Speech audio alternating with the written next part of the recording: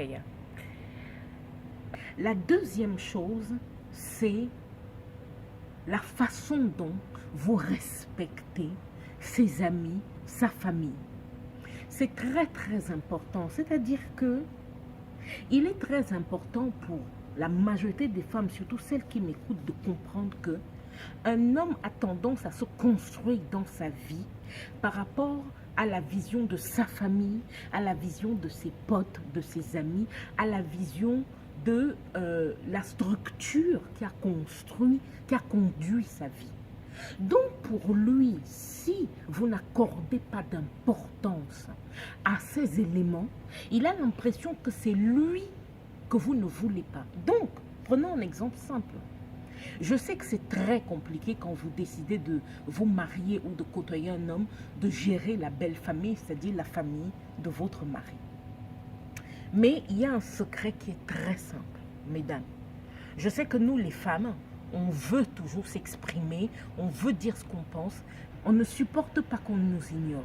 Dans ce cas, il y a un secret qui vaut, ça valait 1 milliard il y a des siècles, ça vaut toujours 1 milliard aujourd'hui. Mesdames, parlez peu, écoutez plus. Je peux vous dire que vous allez éviter des confrontations. Vous allez éviter des « elle a dit que »,« elle pense que ». Parlez peu, écoutez plus.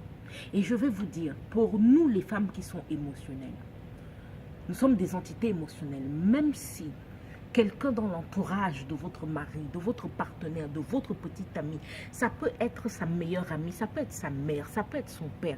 Si quelqu'un dit quelque chose qui ne vous plaît pas, surtout, ne réagissez pas, ne répondez pas. Parce que vous savez quoi? Ce n'est pas à vous de réagir, c'est à votre mari de réagir. Parce que c'est lui qui vous a choisi. Mais maintenant, je vous le dis clairement, il faut qu'on soit honnête. Si vous vous rendez compte que votre mari ne réagit pas, votre partenaire ne réagit pas, donnez-lui 3 sommations. Dites-lui, la prochaine fois, je vais me défendre. Il y a eu tel problème venant de tel, il y a eu tel problème venant de tel. Je suis respectueuse et pour moi, ces personnes-là sont aussi importantes que toi.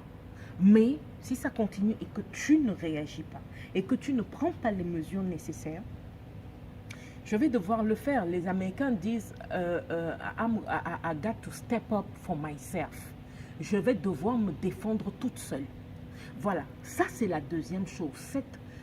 Se taire, parler peu, écouter plus et laisser tout ça mûrir et prendre des décisions qu'après.